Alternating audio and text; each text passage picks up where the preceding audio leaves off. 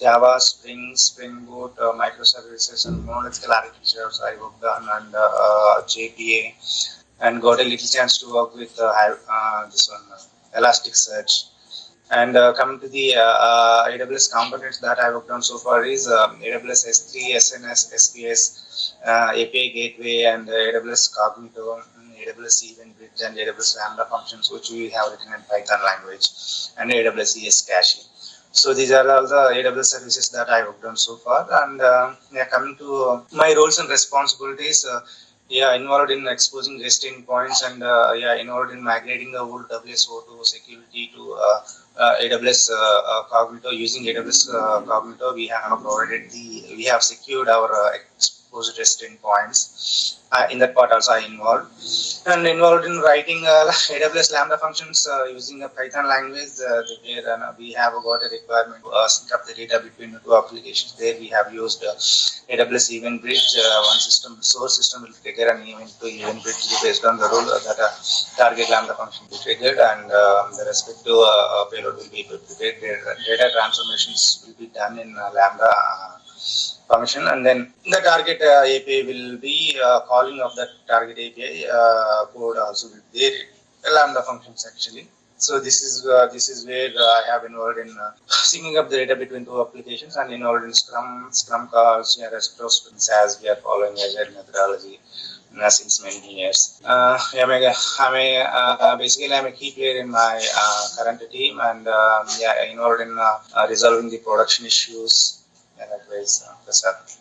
So these are the roles and responsibilities that I have taken in my current project. Okay. And what is the team size? Actually, my current sprint team size is 8, and entire team is around 186 members. Okay. And how many developers are there? From my team, basically 2 backend developers, and 2 front-end developers, and 2 DB developers, and then 2 are testers. Okay. There is one global team who is handling development operations. I mean, DevOps team is separate actually. That team is common for every Scrum call, DevOps team. Okay. Which version of Java you are using? Currently, we are using Java 8. Okay. So in cloud technologies, I can see you have used the AWS, right? Yes. So can you explain the scenario where you found that like in your project you need to use the AWS? Yes. So as I earlier mentioned, like okay, let me explain my project before that. So my project, not my project, it's a client project actually. This project is a kind of a digital marketing kind of a project wherein having multiple modules, and client is holding many other applications as well. So among them, I would like to highlight 3 modules. One is inventory module, and the second one is a planning module, and third one is administration module. So inventory module, we are calling it as a asset management module actually, wherein having a functionality of uploading asset and downloading asset and sharing the asset, and we will be sending that uploaded asset from our personal asset area to higher manager to get the approvals from. Once we get the approval, we can publish it to company asset. So here, for storage purpose, for file storage and all, we have used AWS S3 services. And coming to the other scenario, as I already earlier mentioned, we have got a requirement to sync up the data between 2 applications. There we have triggered an event from source application to event bridge, and from based on the rules that we defined at event bridge, the one target Lambda function, AWS Lambda function called, and that AWS Lambda will be holding a logic of doing a data transformation, which will prepare the target API request payload, and it will send that final request payload to the target system. Here we have used AWS Event Bridge and AWS Lambda functions. Three are done, and then coming to the as part of this Event Bridge and the Lambda functions, we have used SQS actually, because whatever the event we are raising it to the AWS Event Bridge now, those events will be stored into a queue. So from that queue, the respective operations will be done. So that is here we have used AWS SQS And coming to the AWS Cognito, yes, existing application is holding access for functionality, logins and all. So that that functionality they have built already with WSO2 IDPs and SSO configurations and all. So we have migrated that part to AWS Cognito for authentication and authorization. AWS Cognito, we will be creating pools and we will be configuring some SAML. We will be configuring some IDPs. The other company who would like to access our application, they will provide the SAML file, and that SAML file will be configuring under SAML configuration, which is there in AWS Cognito. So here for security, for providing security or REST endpoints, we have used the AWS Cognito. That is the other one. And AWS ES Cache. Yes, we have implemented independent cache framework using AWS ES Cache and AWS API Gateway. Yes, so we have many underlying web services and respective modules we have. So we are configuring those web services and APIs under API Gateway, and API Gateway will generate one new URL, and that URL we will give it to the client or who would like to access our underlying web services. So this part we have used in this way. I mean, this AWS API Gateway we have used for this purpose. API Gateway level. AWS API Gateway level, yeah, they are providing, AWS guys have providing default security using the XAPI keys. So that API key will be generating and we will be configuring that API key. So a particular API Gateway URL and API key will be providing it to the people who is being consuming our web services. That in this case we have used AWS API Gateway. For doing a data transformations here also, we have a mapping templates. So let's say I would like to do some transformations. Let's say I have got one request to do API Gateway, and in API Gateway I need to do some transformations of data transformation of a particular request. So for that we have used mapping templates, which is part of AWS API Gateway. So yeah, doing data transformations also we have used this API Gateway. And what else I missed? I think I covered everything. Okay, yeah. So I can see you have used the SOAP web services, right? Long back I worked on SOAP services. Okay. And currently we are working on REST services. Okay. So in Java 8, what is completable feature? Completable feature and feature interface and completable feature interface, we have to expose asynchronous APIs.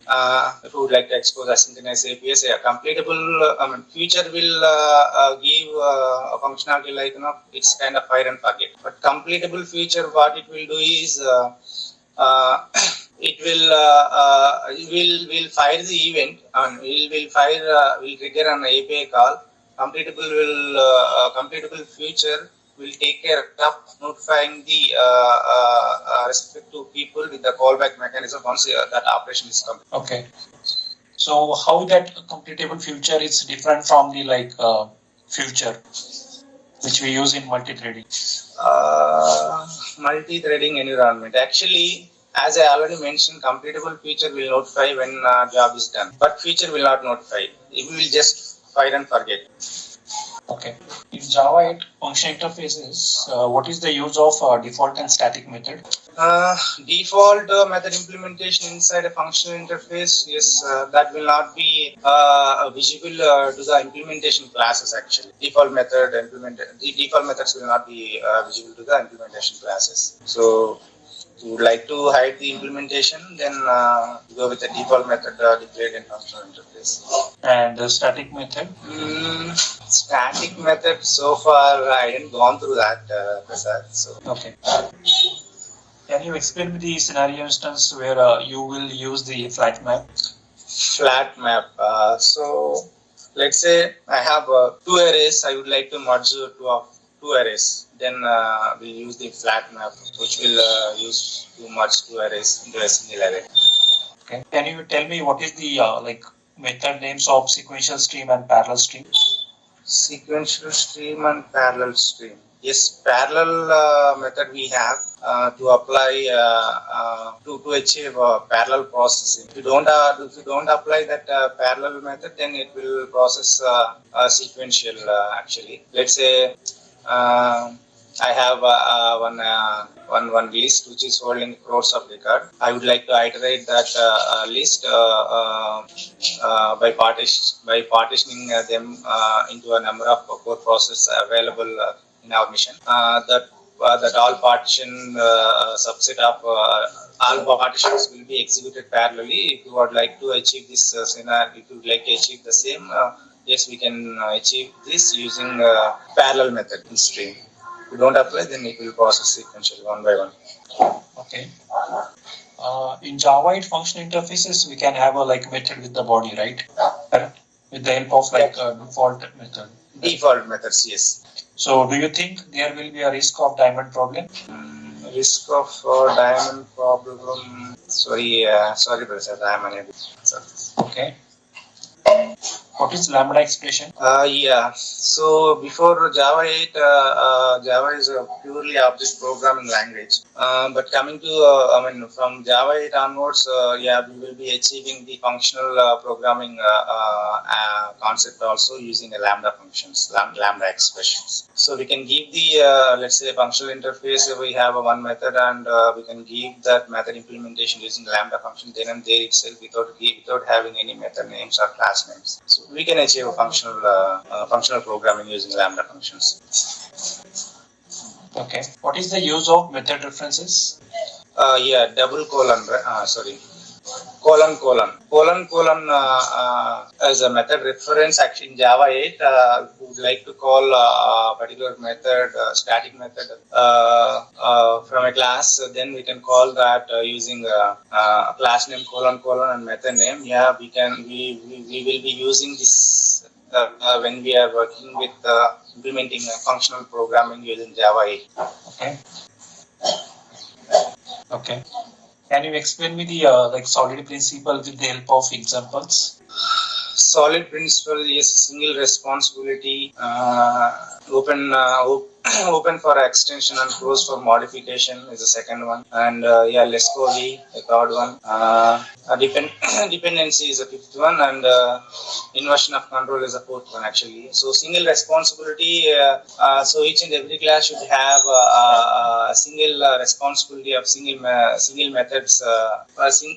Single responsibility, which will reduce the clumsy of implementation. And coming to the open for extension and close for modification.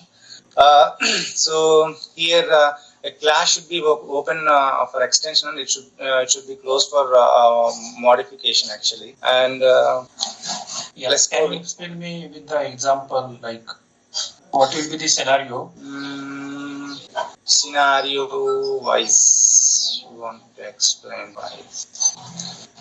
Single responsibility, yeah, as usual, class should be holding one functionality respect to a method only. So here I would say that let's say I would like to place an order, and yeah, I'll be implementing one order class, and inside that I'll be implementing one method with place an order. That implementation only one responsibility this class should have, and second one is open for extension and close for modification. Yes, our classes. So here inheritance will come to the picture. Open for extension. Yes, we can override the existing superclass methods in a subclass subclass. So it will give the versioning concepts. So superclass will be holding a version 1 implementation, subclass will be holding a version 2 implementation. And yeah, dependency as usual is every project will be holding different architecture. Different architecture. Every project will follow MVC architecture only, but the segregation of modules is different. Actually, one module will be dependent on the other module. So all the dependent of core module. Complete entire module will be dependent on core module. Core is a base module that we need to include in each and every module of our application. Inversion of controls is dependence between two classes. setting the dependency between two classes. Let's say employee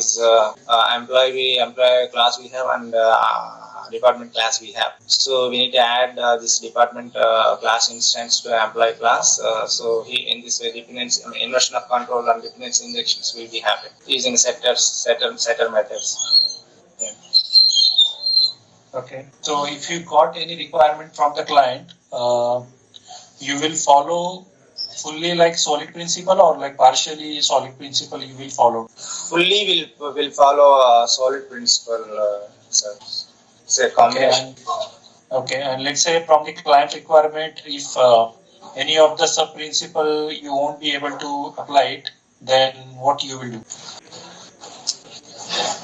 Any of the principles, if I am not able to apply, so basically these solid principles, Java solid principles is a recommendation that we need to follow to achieve the high performance. So here, based on the client requirement, let's say I would like to implement one standalone application.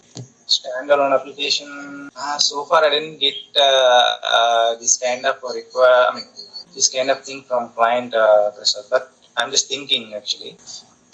If I get a requirement to do not follow the solid principle, we are the one who is making an architecture. Okay, client is following a technical team, then that is a requirement. Sorry about that. No problem. What is the objective of garbage collection? Garbage collection objective is to remove the unnecessary objects from the memory actually. So we have a new generation, old generation and form gens. We have new generation, old generation will be holding newly created, repeatedly created object information, and new generation will be holding a long-lived object information. So usually garbage collect. There are different types of garbage collectors we have. I think 3 types of garbage collectors we have. By default, one type of garbage collector we enabled for our application. It's something specific to the application. If application is a large application, then we need to customize not customizing. We need to enable the complex garbage collection to handle the large application objects and all. Repeatedly objects will be created, right? So in order to avoid memory leaks and all. Okay. So in multi-threading, why the synchronization is necessary? Let's say only one. If you would like to lock an object, if you lock that object, only one can access that. Until that person releases that lock, another person cannot access that object. So synchronization. So one can access that. Let's say bus bookings we have and railway reservation we have. A person is trying to book one seat from a bus reservation or rail reservation, and that will be locked for some time, or 10 minutes or 5 minutes or something like that. That seat will be locked. Within that period, that person needs to book that. If that is completed, then it will be allocated to that person. Otherwise, it will be that lock will be removed from that seat, so other person can access. If you don't apply that lock, then 2 persons can book a same seat. Then it will be a collision and it will be a problem during onboard. Okay. What is like lock on the object and what is lock on the class? Lock on an object and lock on a class. Class level. Yeah. Lock on an object or class. Yeah, lock on an object we know. Lock on a class. No pressure. To be honest, in multi-threaded environment, multi-threading I didn't get a chance to work on, but I'm trying to answer your questions with the knowledge that I have. So like the previous question, your voice is breaking. The lock will be in the... Your voice is breaking. Yeah. Hello? Okay. Can you hear me? Yes, now it's clear. Yeah. So in the previous question, like you explained with the synchronization, so at that time the lock will be on the object or lock on the basis of like level of class? Object only. Okay. All right. how many ways we can break the singleton pattern? Yeah, by implementing a clonable interface by overriding a clone method. And the second one is using a reflection API. We can break that using a reflection API. Yeah, two ways. Yes. Okay. Okay. What is tree map? Tree map. Hello. Yeah. What is tree map? Yeah. Mapping function. Map functional is it is holding a key value pair. So if you would like to achieving some default, if you would like to achieve some default sorting order, then tree map will be used. So whenever we are inserting keys and values into a tree map, then it will give the default sorting ordered elements from the map. What's the internal there because of which it sort? Internal sorting algorithm you are asking, right? So what's the concept is there because of which we do that operation? Internally, it will use merge sort as per my understanding. Okay. What is the contract of hash code and equals method of hash map? Yeah, usually hash collision will be happens when different keys are generating same index same index value. In this case, the two records will be stored in the form of linked list in a same indexed bucket actually. So this kind of scenario is called, we can call it as a hash collision. So in order to avoid this hash collision, we will be overriding hash code method, and we will be adding our custom logic over there, and we can override equal method to compare the objects. Okay. What is executor framework? Yeah, thread executor framework will be holding methods to configure ideal threads and max threads and minimum threads, number of minimum threads, number of max threads, number of ideal threads. So it will try to prepare thread pool with the min, max, and ideal configurations that we do. Okay. Can you share your screen and open the notepad? Sure.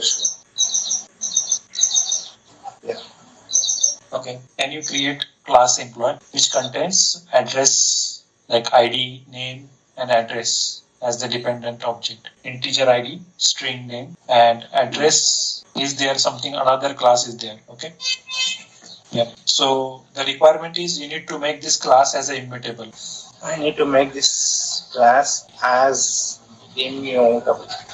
Yeah. So yeah, this class, if we declare this with the final keyword, then this class will be immutable.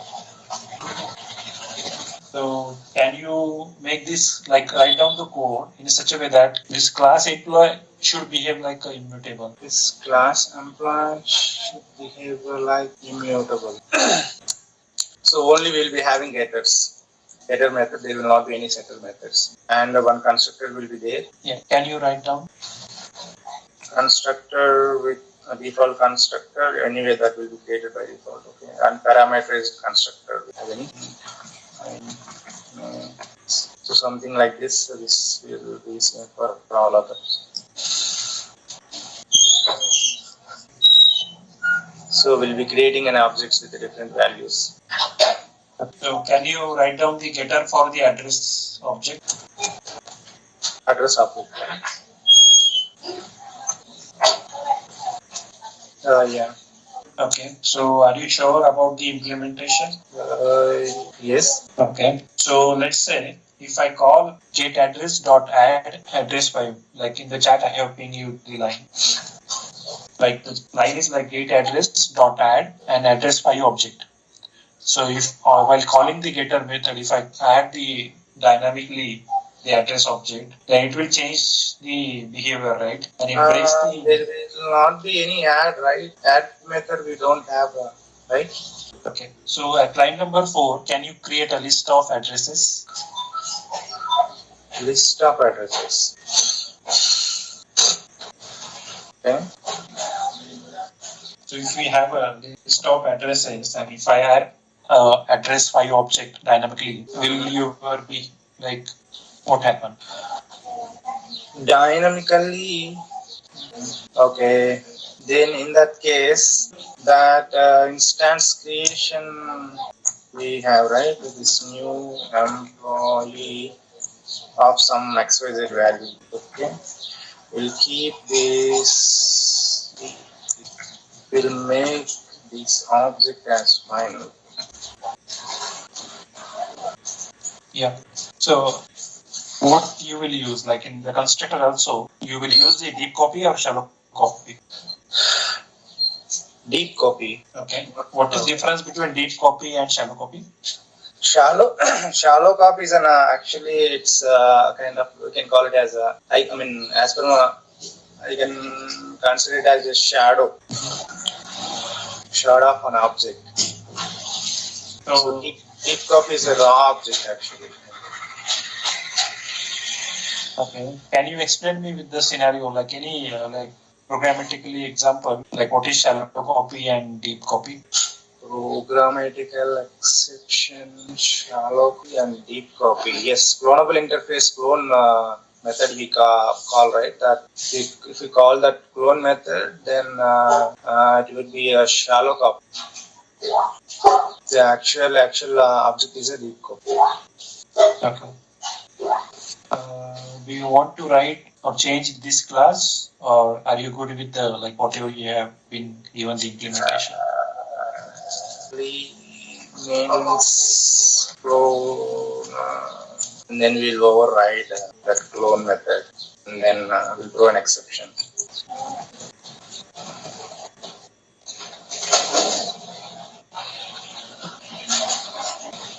What is the use of clone method? Yeah, we can clone an object actually. Yeah, that is fine, but why we use the clone? Why we use clone method?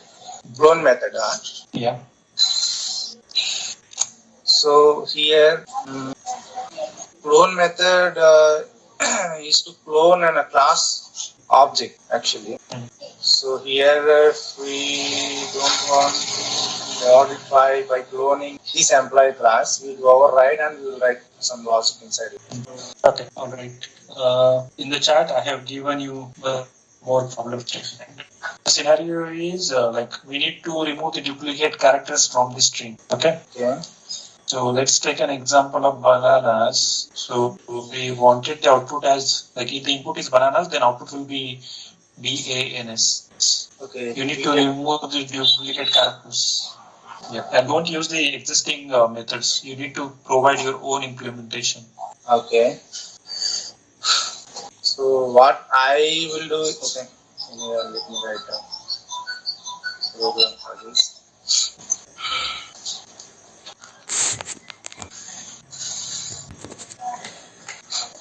Duplicate letters I need to remove from the exist. Okay.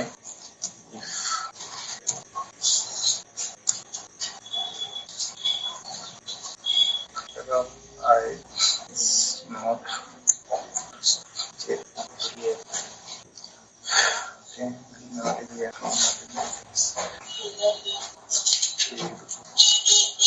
so the output here is BS only, right? BANS. I mean, A is occurring 3 times only, na? Duplicate is. Yeah. A is duplicate and N is duplicate. So you need to remove the duplicate characters from the string. So first time it comes. Got it. BANS. BAN. Yes. Okay. Override. Letter of HAS. Should not.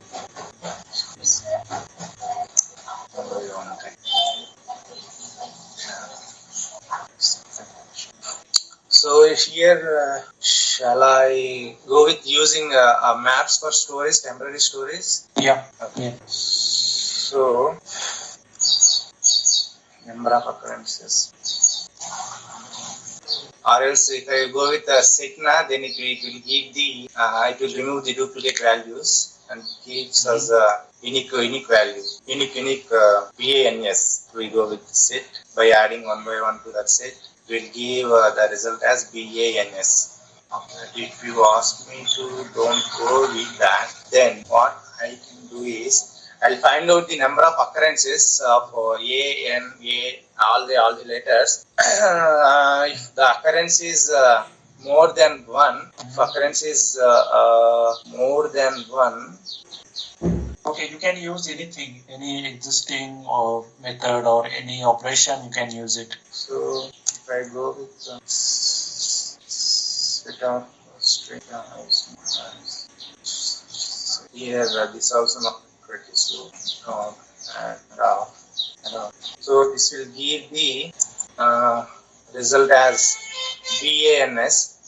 First, zeroth index will be holding B letter, and the one index will be holding A, and 2 will be holding N, and then 3 will be holding linked has set. S will be, the third index position will be S.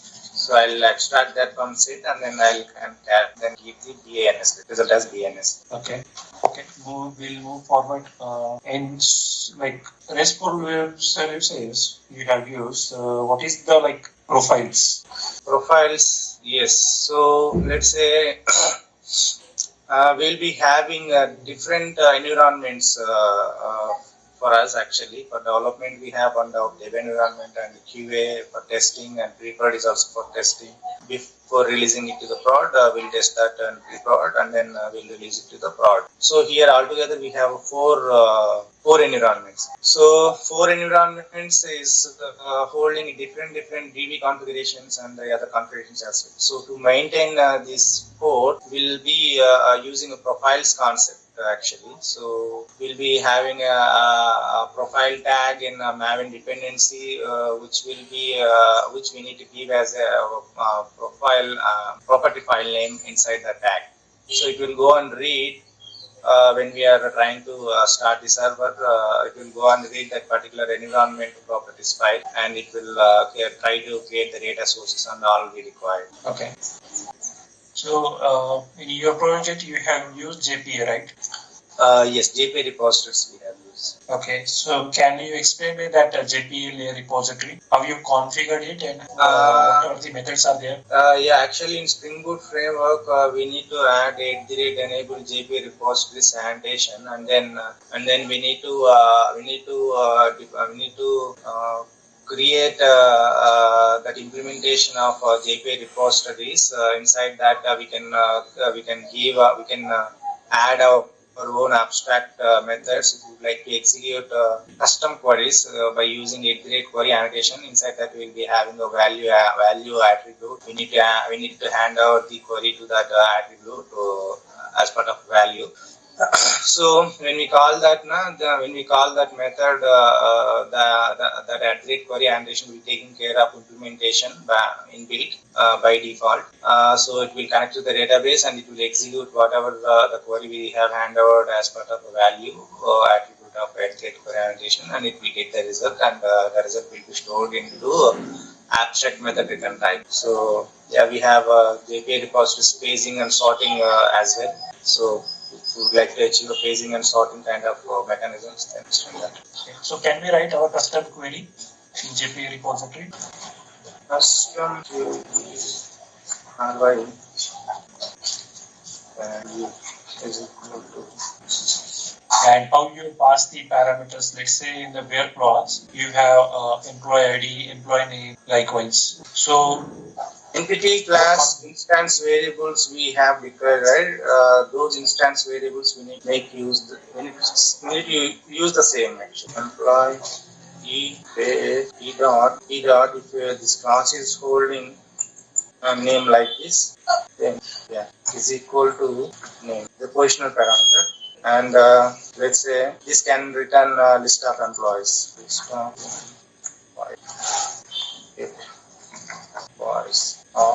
employees of name. So we need to call this get employee method in our service layer, and then we need to give the name. Okay. So tell me one thing. What is query hints? Query Hints. Query hint. Query hint. Yeah. In the chat, I have given you the word query hint. Okay. Query hints. Sorry, I'm unable to remember actually. Okay, no problem. Okay. how do you make your own annotation? Yeah, actually, we need to define a public interface and the name, and then inside that, we need to declare the methods or hard-coded values, and we need to define. Yes, so we need to provide the retention types and whether this is this custom annotation we should apply on top of a method level or a class level. So that exact target that we need to provide, something like this. Using this approach, we can implement our custom annotations, a great target annotation, a great retention policy. So what are the list of attributes we have in annotation? Annotation implementation, custom annotation implementation. Attributes. Yeah. What are the attributes we can possibly give? Possible attributes or custom attributes we can give as many as per the requirement. Element type. You mean it's a custom possible attributes? Yes. Yeah. Custom possible attributes. Value, ID, something like that. How to create our custom actuator? Custom actuator by using a great refresh this thing. Usually default actuator as part of Spring Boot starter, we have a refresh grid properties file. It would have modify any of the configurations as part of applicant properties file, and that will be reflected without restarting the server with the actuator. Default provided a refresh and refresh endpoint. If you hit that, then properties change modified one will be refreshed with the updated one, and that will be available to the iOS internet servers. Coming to our custom actuators, maybe sorry. Okay. Can you explain me the Spring Boot application annotation? Spring Boot application annotation. Yes, the execution will start from usual main method. We would like to notify the class of our method. Then we need to add our a Spring Boot application annotation on top of our main class method. So the execution will start from there, and a Spring Boot application is a combination of a configuration annotation inside it actually. Okay.